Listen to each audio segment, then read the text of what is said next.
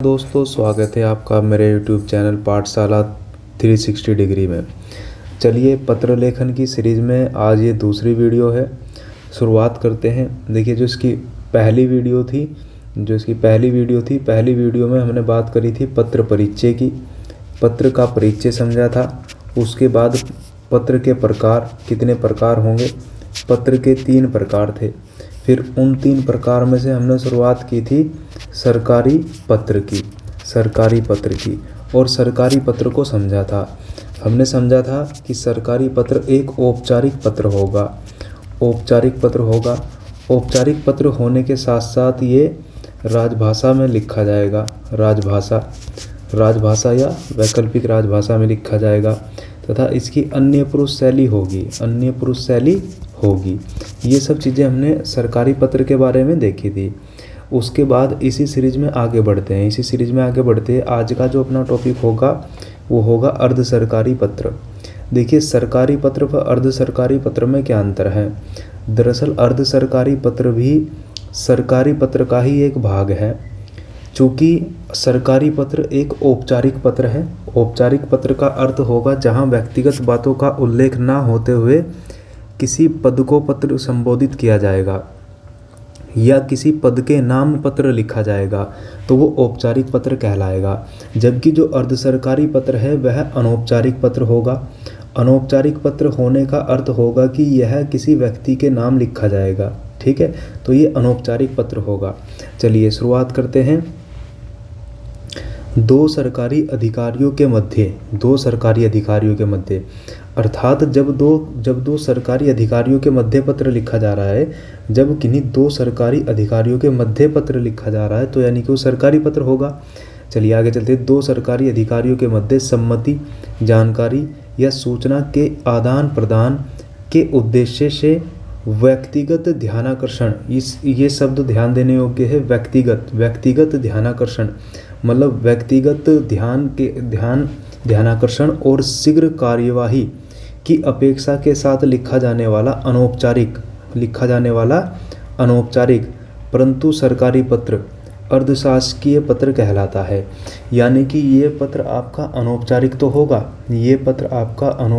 होगा, परंतु अनौपचारिक होने के साथ साथ यह पत्र सरकारी पत्र होगा। ये आपको याद रखना है।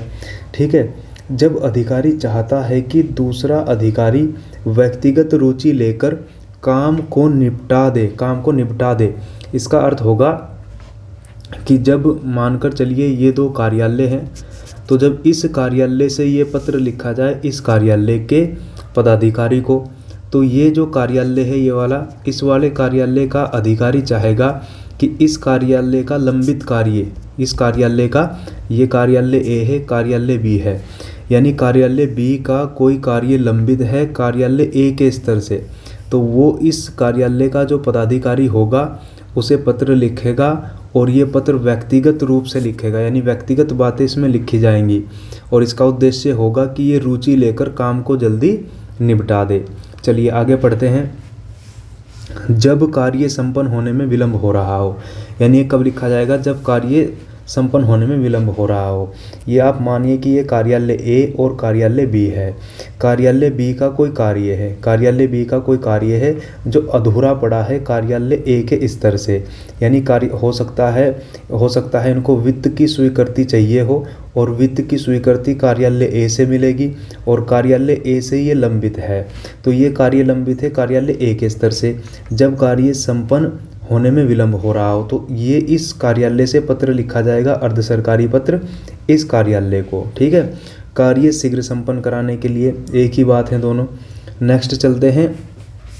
जब पत्र पाने वाला अधिकारी उस कार्य की ओर ध्यान ना दे पाया हो, इस बात का अर्थ होगा कि यदि आपने कोई सरकारी पत्र लिखा, उसमें कोई सूचना दी या किसी कार्य के बारे में कोई जानकारी दी, तो उस पत्र को नज़रअंदाज कर दिया गया कार्यालय के द्वारा, तब पत्र लिखा जाएगा अर्ध सरकारी। क्योंकि ये औपचारिक पत्र था, ये पद के नाम था, और अब अर्ध सरकारी जो पत्र लिखा जाएगा वो पद के नाम नहीं लिखा जाएगा, वो व्यक्ति के नाम लिखा जाएगा। ठीक है, चलिए नेक्स्ट पर चलते हैं। यह व्यक्तिगत व अनौपचारिक पत्र है। इसको ये जो लाइन है बहुत इंपॉर्टेंट लाइन है। यह व्यक्तिगत व अनौपचारिक पत्र है। ठीक है, यह एक वचन शैली में लिखा जाता है। इस बात को समझिए कि एक वचन शैली में लिखने का अर्थ क्या होगा।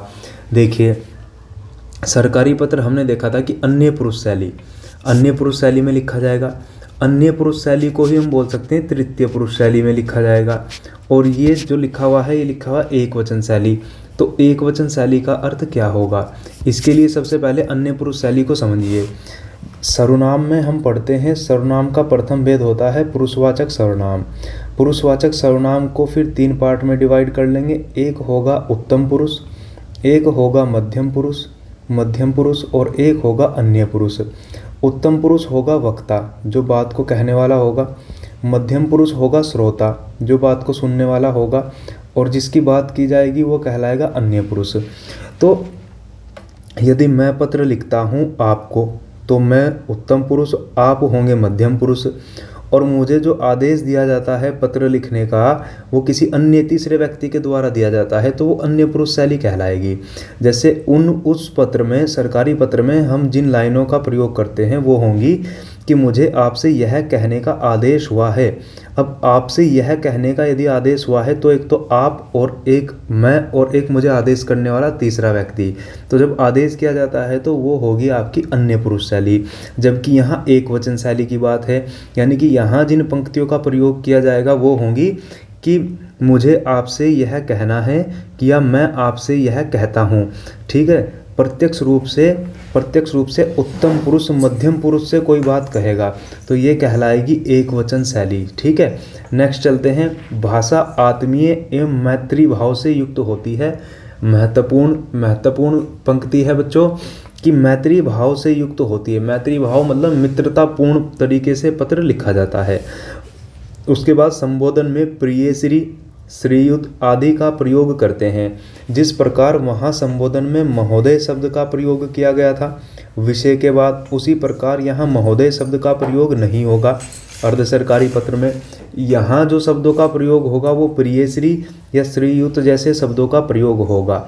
नेक्स्ट चलते हैं।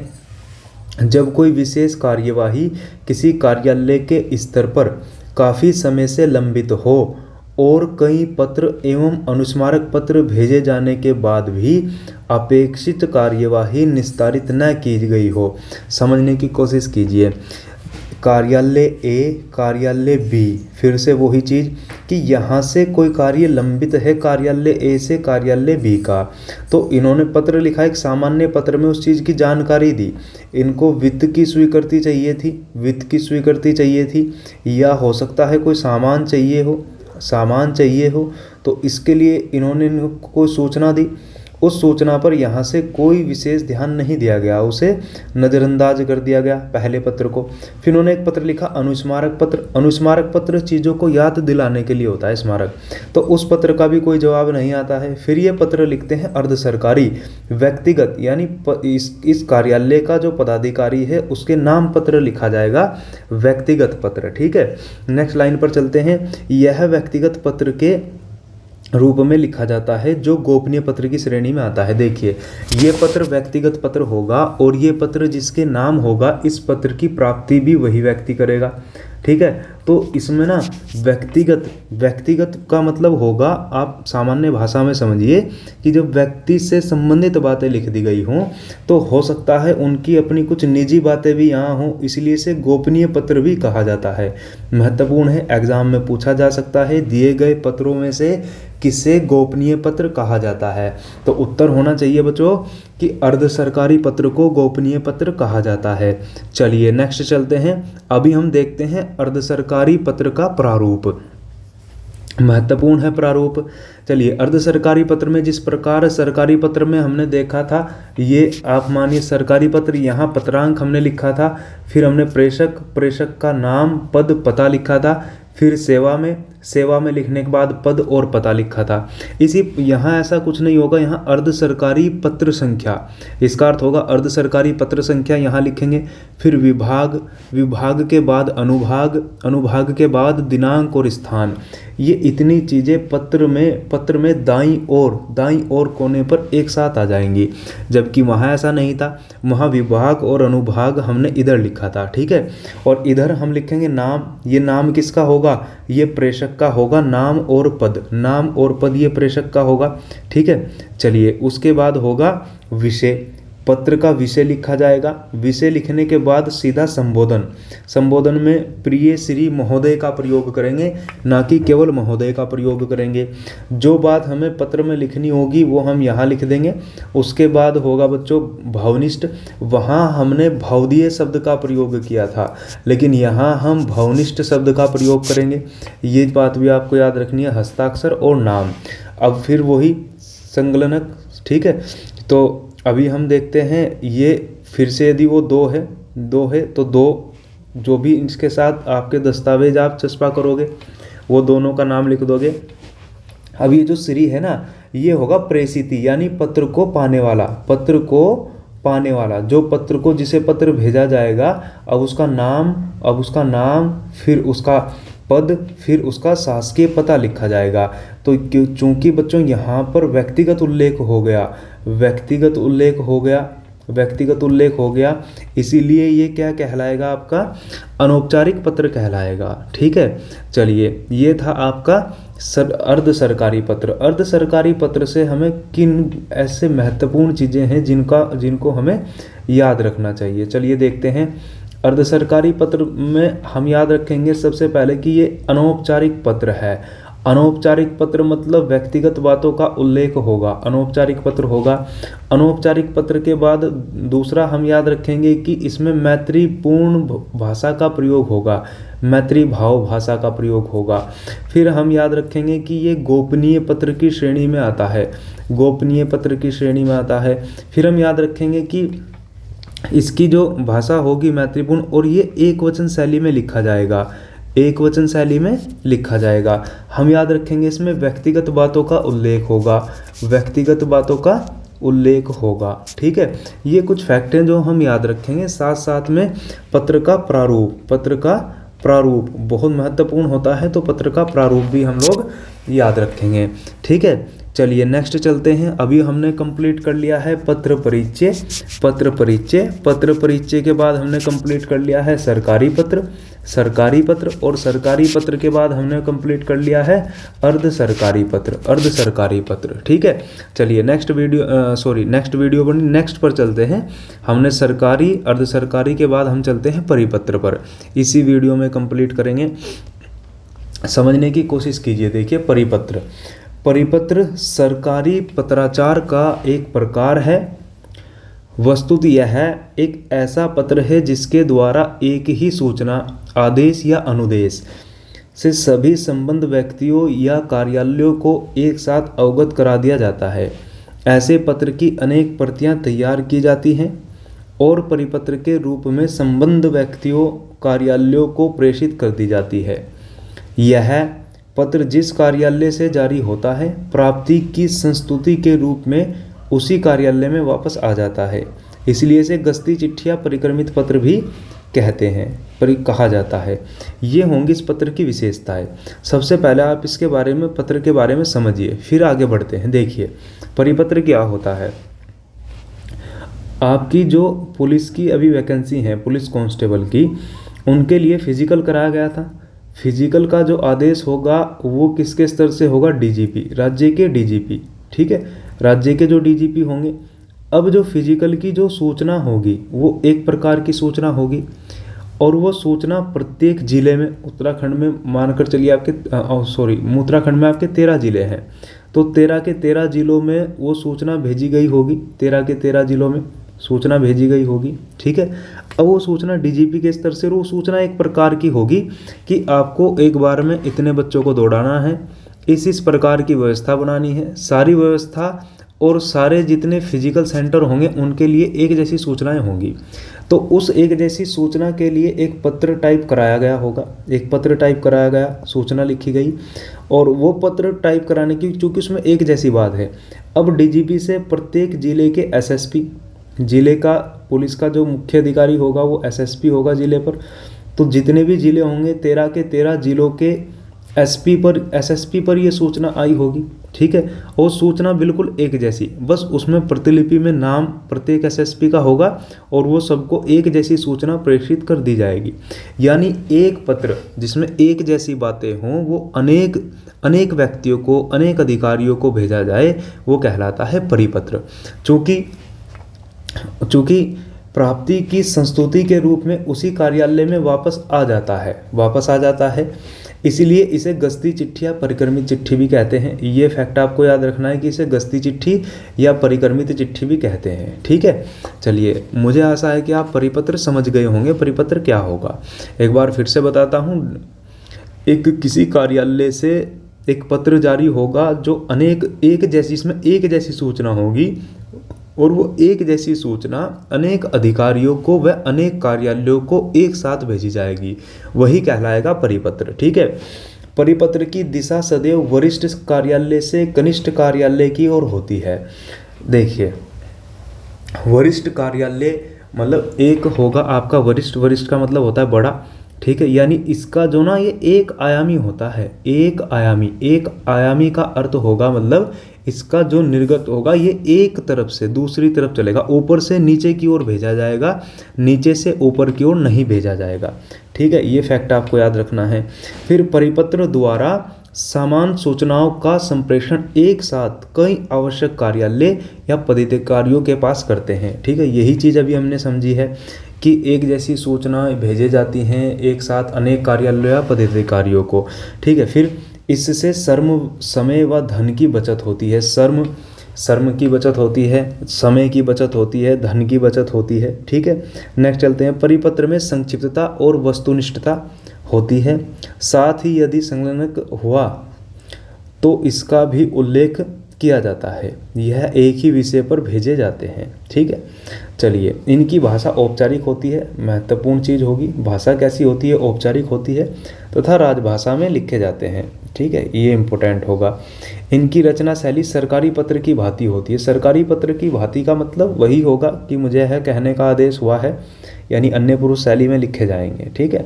नेक्स्ट, परिपत्र की संख्या उल्लिखित होती है परंतु विभागीय होने के नाते संदर्भ, संबोधन और अधोलेखन नहीं होता। चलिए अब देखते हैं परिपत्र का प्रारूप।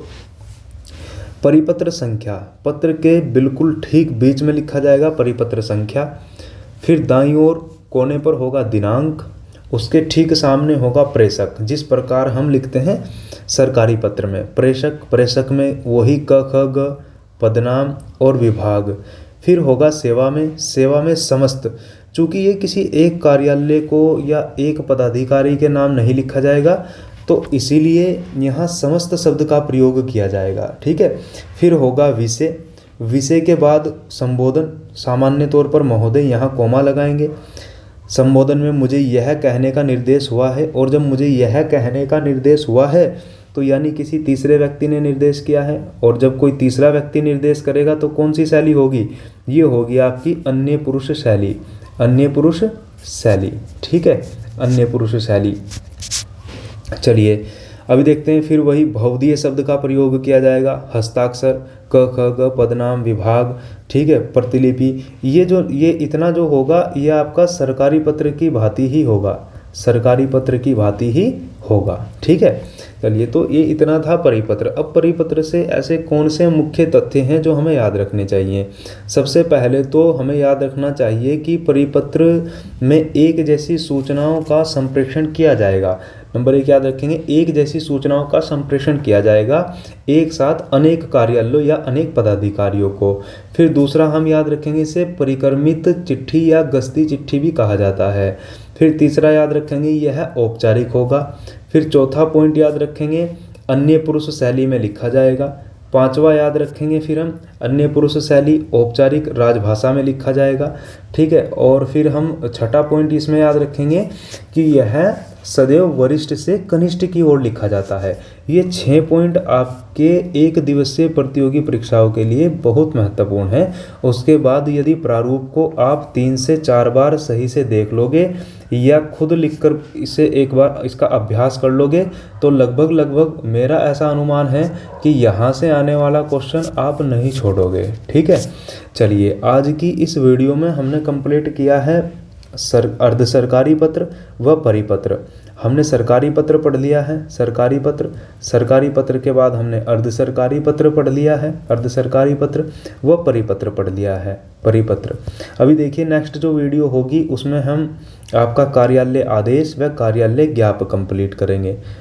ठीक है, नोट्स के लिए यदि आपको ये PDF नोट्स चाहिए तो फिर से आप इसी नंबर पर मैसेज करेंगे 82737554 और 34। इस नंबर पर व्हाट्सएप मैसेज आप कर देंगे। साथ ही हम अभी ऐसी कोशिश कर रहे हैं कि आपका साहित्य की एक वीडियो लाई जाए जो लगभग 3 से 4 घंटे की वीडियो हो और उसमें कंप्लीट साहित्य हो। उत्तराखंड पुलिस के लिए जो एग्ज़ाम से 3, 4, 5 दिन पहले आप 1 बार या 2 बार वीडियो देख लें तो लगभग आपको 2 से 3 नंबर आपके पक्के हो जाएं। यानी उत्तराखंड के जो कवि आपके पाठ्यक्रम में दिए गए हैं उनकी मुख्य रचनाएं उसमें जो आपको याद कराई जाए। ठीक है, आज के लिए आज की वीडियो में इतना ही। वीडियो को लाइक करो, यदि आपको अच्छा लगा हो सब्सक्राइब करो और अपना सुझाव कमेंट बॉक्स में ज़रूर दें। ठीक है, चलिए आज के लिए इतना ही।